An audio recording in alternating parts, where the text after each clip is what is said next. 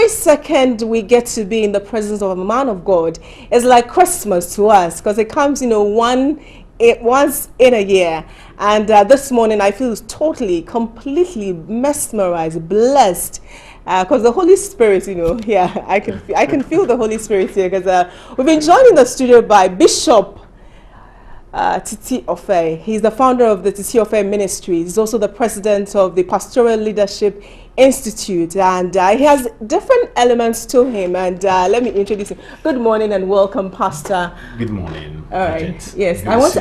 Oh, good to see you too. Yeah, I watch your program every morning. So. Good to hear that. I hope you're happy with us. Yes. You guys are doing how have you been? Very well. The Lord has been good to me. Great. I'm seeing the end of the year. I'm excited for His grace and mercies. Great. It's not often that you get to see a compilation of lists of pastors, and I was reading and I saw a list of pastors, richest pastors in Ghana. I saw Mensa Otabil, I saw Bishop Ajinasari, and then your name came. You were fourth. You're rich. Wow, God has been good to you. I'm not sure where they got the statistics from. I am blessed, but I don't think that I'm the fourth richest pastor in Ghana. But do you think the people should concentrate on monetary in terms of how well pastors are doing? Definitely, I'm not so focus sure so much on that. On how they did their research. I'm not so sure about that. I also don't think that should be the concentration. I think that we are doing a lot of things, a lot of positive things, impacting this nation. As elders at the gates of the cities of this nation, we are spiritually protecting this nation. Every Sunday, we are building the moral fiber of this nation, and that should be the focus. Okay, you're building the moral fiber of this nation. For some people, they feel, well, the times are hard, and on Sunday when you go to church is when the pastors, talk to you and tell you that don't give up. It doesn't matter if your salary is 200 cedis, 300 cedis. There's a God somewhere who can make that 200 cedis feel like 2,000 Ghana cedis. Yes. How often do people come to you with such requests? We most pastors have been accused of becoming motivational speakers. But of course, when you have people who are going through what we are going through now as a nation, coming to church discouraged, coming to church worried, you need to share with them what can lift their spirit. You need to tell them the truth from the gospel, that Jesus can do it for them and things can go very, very well for them. I believe that this year we have survived because of what we preach and what we pray about. But are you real with them? Yes, Jesus can do it, but Jesus is not physical. If Jesus turned loaves of bread and fish to feed 5,000 people, it is real when you tell people that Jesus can feed you, when you tell people that He can carry you through. If God turned the whole of the economy of Samaria around within 24 hours, God can do anything. Okay. And everything you tell people in terms of what God can do for them is real. Okay. What kind of pastor are you? I know Peter. I don't know. My Catholic church, we go, they talk to us, and we go home. There are prophets. What kind of pastor are you? I am basically a teacher, a pastor teacher, so I teach a lot. I have the gift of encouragement, so my teachings are basically based on encouraging people.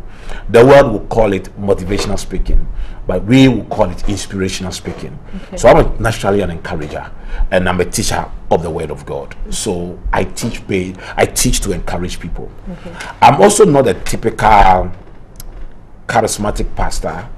I shuttle between the church and the corporate world. I call myself a pastoral entrepreneur, where I effectively and efficiently combine entrepreneur. Okay. Yeah, where I combined business with pastoring. Okay. So you've been doing this for over 25 years? Yeah, I've been pastoring since I was 22 years. 22 years. I'm now 47, so it's 25 years. Yes. Okay, all right. At 22, you were very young. Yes. And where were you? Where did the encouragement come from? Was it your father, your mother? How did you get into? Yeah, my father was actually a priest in the Methodist Church. He was a superintendent minister in the Methodist Church. He ran away from us. And also the manager of Methodist schools. I had a lot of personal encounters with my father, and I loved what he taught me in terms of, my father was basically my mentor, and encouraged me to serve God, encouraged me to focus on God and other things. So that actually laid the foundation of my faith in God. In the early 80s, actually, there was a spillover of a revival in the country from the 70s into the early 80s, and the SUs were doing a very good work on secondary schools and everything. So I got born again around that time, and that was when there were a lot of long prayers and on school parks. There were various fellowships in communities and all those things. So I was caught in that. I was then 14 years old and served the Lord. Oh, when you were going from park schools to pray. You know, there were fellowships like the Kanda Christian Fellowship, the Osu Christian Fellowship, the Adabraka Christian Fellowship. And I grew up in Adabraka, so we used to meet on Adabraka Methodist school parks to pray. You know, so you meet a lot of people praying and sharing the gospel. We were just young guys some in secondary school, you know, some in the universities. We just meeting to pray, and most of us actually ended up becoming pastors, you know. Yeah. But what the congregation? What did it mean to you? Were you just happy to worship, or you thought there was something else ahead you were looking forward to? At the time, we were more heavily conscious. We thought that you need to make heaven, and the ultimate reason for living is to serve God and to worship Him, and then make sure that you make heaven. So I focus on worshiping God and making heaven. What is the focus now? My personal focus is still worshiping God and making heaven. Unfortunately, the focus of the church now is changed a bit. There are different people in different churches for different reasons, other than just focusing on God, and that is a worry. Okay. Do you believe that heaven exists? I do believe heaven exists, because the Bible says heaven exists. I see. I do believe. Okay, all right. And then you went to hell also exists. Oh, hell also exists. Okay. And then when did you go to pastoral school? And you mentioned that you met your wife in when you went to the what is it called, the pastoral school. I was hoping in 1990 to go to Benin City in Nigeria to study under Archbishop Benson, the late Archbishop Benson Dahosa. Unfortunately, I couldn't raise the $600 I needed to raise to be able to go at the time. So I was told he had a branch of his church here, and he has a similar Bible school here. So at Latibia Koshi, by then it was Redemption R. They had the same Bible school here. So I went to Redemption R to study. It was a 1-year diploma in theology program. And my wife happened to also be in that same Bible school. How old were you when you met your wife? 22. Oh, and how old was she? 22. When we and she was 20, but we were friends. Okay. We were friends. We met 2 years later after Bible school. Okay. And I married her. I was 24. She was 22. And you have 4 kids out of that. Yes. Beautiful marriage. Yes, out of that we've celebrated our 23rd wedding anniversary this December. We are still the best of friends. I call her the first woman God created after Eve. You know, she's such an excellent woman. She's my backbone. She's my prayer warrior. You know, she's my prayer warrior. Prays for me all the time. I like that, the sound of prayer warrior. When people say, you know, prayer warrior, what is that? What's there? If you're praying to God, why is that a war? The Bible says we wrestle not against flesh and blood, but against principalities, against powers, against spiritual wickedness in high places. So the Bible acknowledges that there are wars that we engage in, which is not against flesh and blood. Okay. You know, and so if you want to be a very successful pastor, if you want to have a very successful marriage or life, you need people that are committed to praying for you and dealing with certain spiritual things you don't see yourself. And my wife has been that. She's such a terrible prayer warrior. She can pray the whole night for me. I'll not be surprised that even this interview, but now she's praying for me. I see. But what's a typical day like for you? Because I know you're into leadership and governance. Yes. We'll come to leadership and governance because, I mean, it's huge. I mean, you're in the country, and like you said, pastors have a huge role to play in that. But what's a typical day like for you? I run a church and I run a university. I run the Graduate School of Governance and Leadership and the Armond Institute, which is the undergraduate wing of the Graduate School of Governance and Leadership. And then I run a very thriving church, which is quite demanding. Normally, my wife and I are up very early in the morning, sometimes 2 a.m., sometimes, depending on how our night went, so that 4 a.m. to do our morning devotion, to pray for our church members, to pray for the day, to pray for all our loved ones, and to pray for what we're going to do.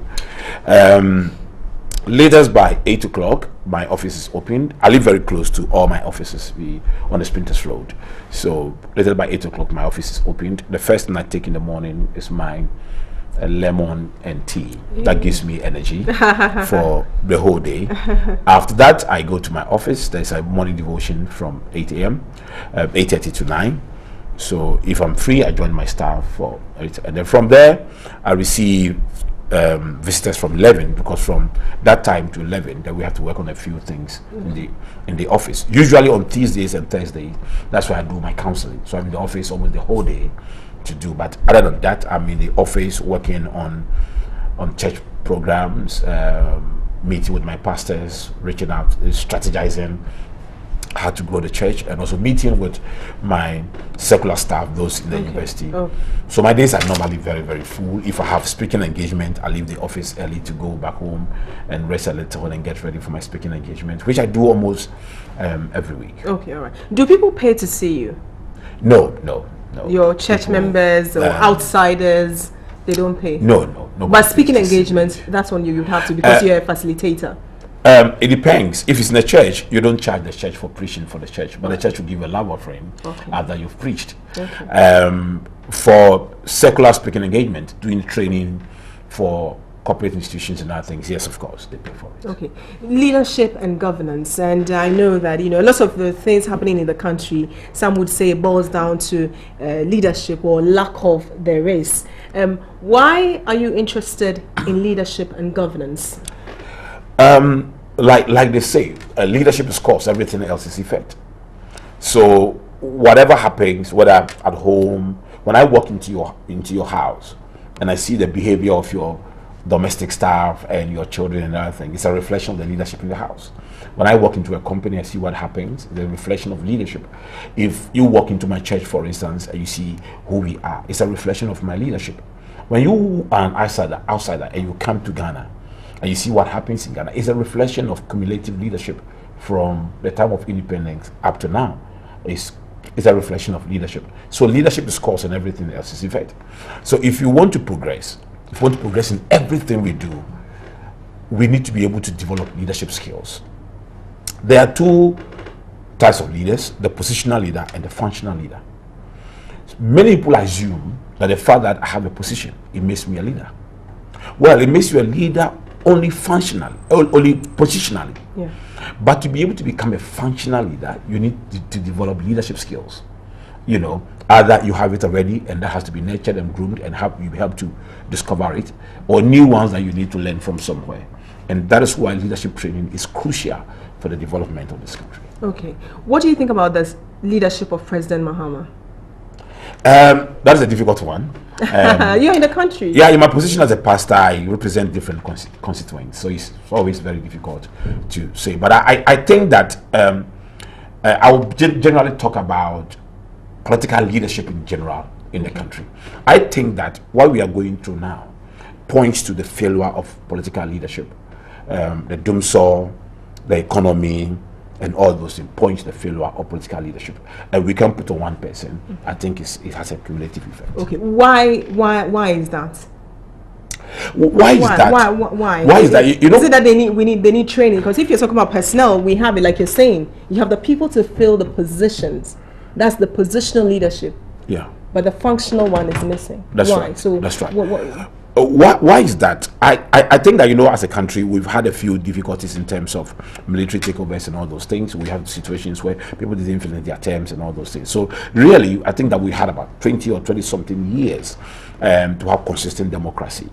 Building a country like ours would take more than just 20 years to see the benefit of democracy. So I think that is one of the major issues we have. The other thing which I believe, I personally think that for my doctor to take care of me, he has to have learned medicine. For an accountant to take care of my account, he has to have learned this thing. For you to solve the problem of the poor, you should experience poverty a little. I think that most people who have led this country are people that have not experienced what the poor people have experienced. I think that people don't feel the effect of doing so because throughout their whole life, they haven't seen it before. They grew up under parents who could provide generator when generator was a miracle to have, they could provide. I think that we have been led by leaders who have not seen their mothers cry over their sick siblings because there's no money to go to hospital. So if health insurance is collapsing, they don't really care. I think that we've not had leaders who have seen people, brilliant children, driven out of school and could not continue the examination because the parents couldn't pay school fees, and have not seen mothers cry. I grew up as a very disadvantaged child, and the way I feel the pain of poor people, I can imagine if we have leaders who feel the same way, the pain of poor people, because you have to be there to know. I believe that if we really want to transform this country, we need people who by themselves have lifted themselves from nowhere. But that is going to be hard. I mean, let me go back a bit and then I'll come back. But you don't need to be poor to understand the problems of the poor. Like we say to the Western world. Yes. You can't define our problems for us because you don't know us. You haven't been here. It's as simple as that. You can't talk about marriage when you are not married before. It's a general principle. What you have not experienced, was the president right in saying that you cannot criticize me, you cannot call me incompetent because you haven't been president before? If per your knowledge, that's what it means. You see, the issue is right in a way. Is right in a way, but this one you owe a responsibility to people, and therefore those people can't criticize you. Okay.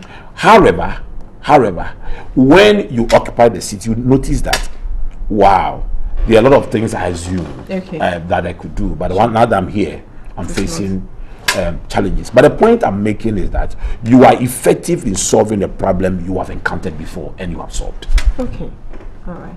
So how do we then get out of it? Because as it is now, it will be very hard, like you're saying, to have genuine, hard-working, like you're saying, people who have experienced poverty before, to even go through the political climate and come. Because, mind you, when it comes to doing politics, money rules. Even in our rural areas, the people you claim are poor and want to be taken out of poverty. I think that people must have the record of solving problems, and especially solving the problems of the poor, to be able to. We don't have to vote for people because they look nice. We don't have to vote for people because they are privileged. We don't have to vote for people because they speak good English. We don't have to vote for people because they belong to political parties that we grew up in. We have to vote for people because they have the track record of solving problems, and we are sure they can solve our problems. Okay. You mentioned that you preach to a constituent, of course, multifaceted. Do you talk about these things? Is that are these the topic you talk about? And do you just do it in your church, or you go outside of the church and talk more on it? I personally, I love politics. That's why my master's is in governance and leadership. And so I talk a lot about these things. I teach leadership in church. We talk about leadership, and we do analysis of various leaders that have been in Ghana. And for instance, in January, the 22nd, we have the New Year Leadership Series with President Kufuor. And we think that he's qualified to talk on leadership because he will be converting experience into knowledge. So we talk about all these things, we discuss all these things. If you say President Kufuor is qualified, his party is going through in quotes problems, series of suspensions here and there, and some are blaming Akufo-Addo's leadership, but Kufuor is also another leader. He sits at top of it. Isn't that also a failure then? So that's you see, that is why he should come and share his experiences. That's why he should come and share his experiences. How, when he has executive power to rule, how different is that when you are out of office? You get me? So all these challenges leaders go through, actually that's what qualifies them to talk about leadership. Because they have been there. Even if we're a failed leader, you still are still qualified to talk about leadership, because then you can share your failure stories. Okay. Who are some of your mates? Because I know when you did the course, I think Emmanuel Dead to me. No, Dead to me was my mate at Gimpa. And in secondary school, Dr. Philip is a lecturer at the University of Ghana Medical School, and a few other guys. I don't have very popular. Were they surprised that, I mean, you stuck to who you are, became a pastor, and then still following up on it? Are you not afraid to comment on politics? No, not at all. I am not afraid at all to talk about politics. I've always been very strong about my convictions. If I don't agree with something, I say it. Do you vote? I do. And you voted in every election? I voted in every election. Whether your candidate wins or not? I voted in every election. Who did you vote for? I just had to ask that. Yes, I voted for me. You voted for me? Okay, well, which constituency? Who is your MP? I'm in Tema West. Tema West. Honorable. Now not coming back, eh? Nah, she's my personal friend as well. She's not coming back. Okay. Yeah. What do you think about her? I mean, she's not going back. What's your impression? It's very unfortunate when we have, not only in her case, but when we are losing a lot of very experienced hands in Parliament. You see, experience is not something you can get in a book or you can get something. But I think what we don't do in this country is how to convert experience into knowledge. So you have people with a lot of experience, but they don't share it. They don't impart other people. I hope that those parliamentarians who have lost will find a way to convey the experience to the knowledge for those who have. The primaries were quite intense and people were hurt and other things, but I think they should still be able to share the experiences with those who eventually take over from them. Okay. What do you think about the comments by, this is out of Ghana, but then it boils down to religion. Donald Trump saying that Muslims should be banned from going to the US and the like because they are extremists, they are terrorists. Do you think people should be targeted because of who they worship? I think that every country should protect their borders. Every country should protect their citizens. And I think that Donald Trump says things and has no policy to back them. But I think that every country has a right to protect their citizens.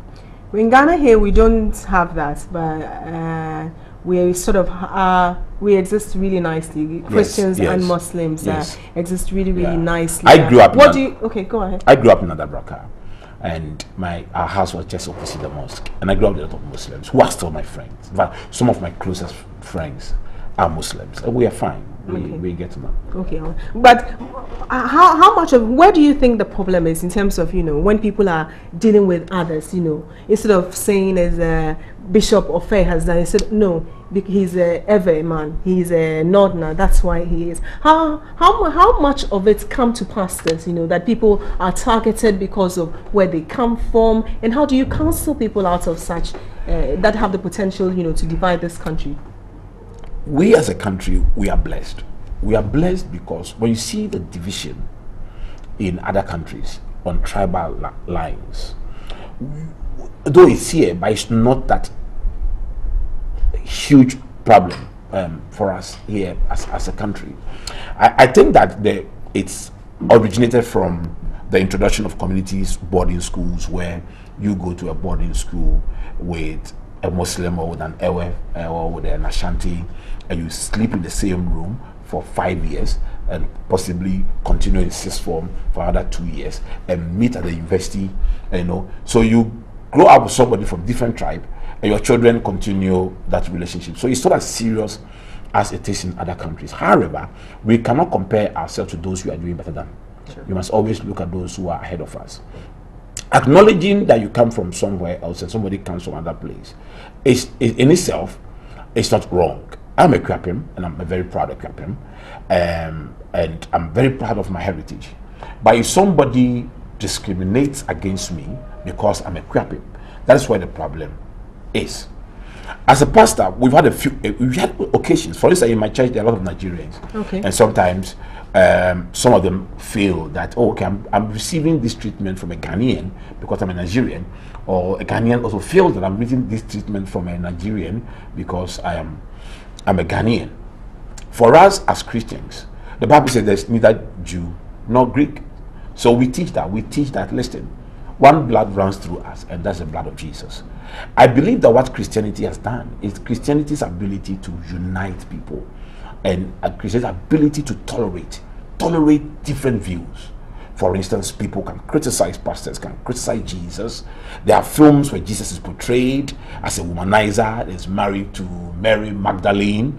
There are even films where Jesus is portrayed as a homosexual and all those things.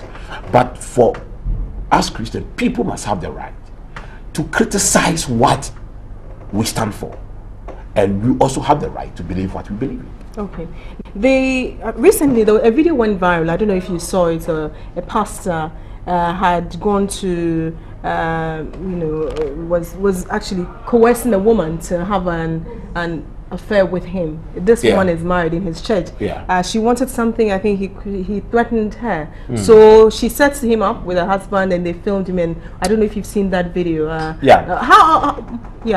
me pick your thoughts on it. It's basically workplace sexual harassment, where people ask for sex from women in order to promote them and give them favors in the office. And I think that must be condemned. It is wrong, and it must be condemned, especially when it's coming from someone in religious leadership position who must be trusted, who must fight for the interests of women. Especially, I was worried because it had to do with a woman who has worked very hard and on merit deserved a promotion. Why should you sleep with her before you give it? That once is a sin before God, and it is morally wrong for that to happen. In this case, the pastor looked guilty in this, but we understand women actually come to church to target pastors. Do you get tempted? Do people come? Do you see that in your church? Where good men also fall. Usually when you see a pastor has fallen with a woman, the assumption is that he's a bad pastor. But good men also fall. In my capacity, surprisingly, I was discussing with one of my members when we were coming here. Sure. That because of the way I relate with my wife, and we talk about it, maybe by the grace of God, I haven't had like serious sexual temptation. Maybe I'm not nice. Girls don't like me. Pastor and say, "Oh, pastor." Yeah, you see, no, you've never. But no. How about your other senior pastors, or do they come to you complain that maybe this lady's dress is inappropriate in church? Do you see people dressing? I've had people talk to me about inappropriate dressing in church. Okay. Not necessarily my other pastors coming. Sure. I've also had a lot of young pastors who come to me. We run the pastors mentoring pastors, so we run a lot of this thing. I'm the general secretary of the charismatic churches in the country. So I get a lot of young pastors who come to me to discuss various problems. Some have come to discuss some of these temptations as well. Okay. Yeah. You have 4 children, 2 boys, 2 girls. 2 boys, 2 girls. That's perfect. How did you do it? I think that I know how to, I think I know. My first boy is 21. Where is he? He's studying law in Middlesex, in the UK. He's such a brilliant young man, and he's a gift to me.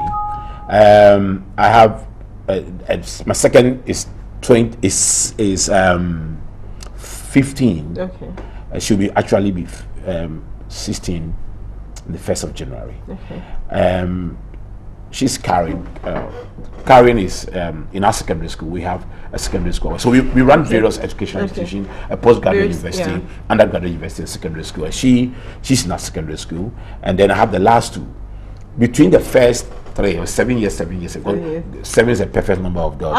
But did you plan it? I mean, like, did you plan the 7. After the first one, I traveled a little, so that delayed. But between the second one and the third one, it's also 7 years. That was not planned. Okay. But that's what happened. What But between the last 2, it's just 1 year difference. Okay, all right. So where do you see yourself? Where do you see the Titi Ofei group of companies say in the next 5 years? What's the big dream if you haven't reached it already? My personal mission is to help solve the African leadership crisis. So in the next 10 years, the next 5 years, we are looking at contributing massively to leadership development and helping solve the African leadership crisis, starting from Ghana.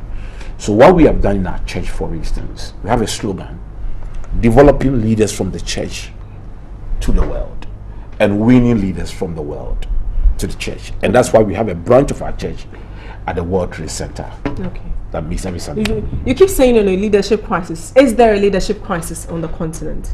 There is. If after 50 years of independence on the continent, most countries over 50 years, if we still celebrate with pomp and pageantry the opening of KVIPs in our capitals, there's a crisis. If we still have malaria as a leading killer on the continent, it's a crisis. When I sit and I watch TV and I see one white man has come to our capital city like Ghana and like Accra to come and open a KVIP, and the chiefs and the people and parliamentarians and politicians are dressed and they are celebrating the opening of that and give the person a title and constitution and all those things, it's sad. It's sad if after 50 years of independence we still do these things. Okay. For some, pastoralship is lucrative. That's why everybody is going there. And first of all, even before I get to how much pastors are making and all of that, do you think churches should pay taxes? No, I don't think so. Why? Why I don't not? think so. You're making money by their registration. But if we should change it for them to pay taxes, would you assent to that? So the assumption is that churches are making money, and I think that is wrong. I've heard a government a leading political figure saying that look at the cars they are sitting in, look at this thing they are sitting in, they are chopping people's money, they must pay tax. If somebody is chopping people's money and it is wrong, arrest the person. Don't say that once you are stealing, give me some. That's a good give one. me some as tax, and then I'll be quiet. That is not the issue. There are laws that deals with people who misuse monies raised for a particular thing. So let the laws take its course. If you have any evidence, let it. But that is not the reason to say churches must be taxed. Okay. Well, what do you do with your money? Well, you know that especially the charismatic churches, we are the property acquisition stage, we are at the growth stage. The oldest charismatic church in this country is not 40 years. And so we are still a very young church. We are still dealing with buying properties and building chapels and all those things. Properties to do... Because the church needs an identity. The church needs an address. People come to church for different reasons. If you go to church, you want to have a wedding, you want to have a dedication for a child, you want to do other things. You can hold church services in a rented premise and then... No, don't you think that puts pressure on people? So when we say acquiring property, we're talking about church facilities and other things for the people who worship in the church. And that is the proper thing to do. The traditional churches have facilities scattered all around the country, and there's nothing wrong with them currently doing that. But beyond that, we do a lot of social work. I, for instance, have a number of school fees I pay, a number of hospital bills, and people are being assisted to set up businesses. In fact, most people that talk a lot against the charismatic churches and pastors are people who have not even visited those churches before. They stand afar, look at it, and draw conclusions. In fact, my sister was in a trotro with someone who had a pastor preaching on radio and told the driver should put it off, and this people is because of money. And my sister said to the person, no, the reason why the two of us are in trotro is because we don't have money. If people set up churches to make money, why don't you set up one? I will come. Just look for a classroom, buy some instruments, start clapping your hands every Sunday morning. You see people coming in and giving you money. You see, it's not as easy as people say. No, nobody will know. Well, but for some, they believe that pastors are preying on the vulnerability. They're using a lot of some are using black magic, others are using psychology. That pastors are the best psychologists. That they look at the problems of the times and say, yes, you want to go to USA. I've seen something. You get the visa, so you come in, pastor prays for you, gives you money, or it says go. When you get the visa, you give me this. If identifying people's problems and praying for them, and making prophetic declarations, prophetic decrees and declarations are things in the Bible.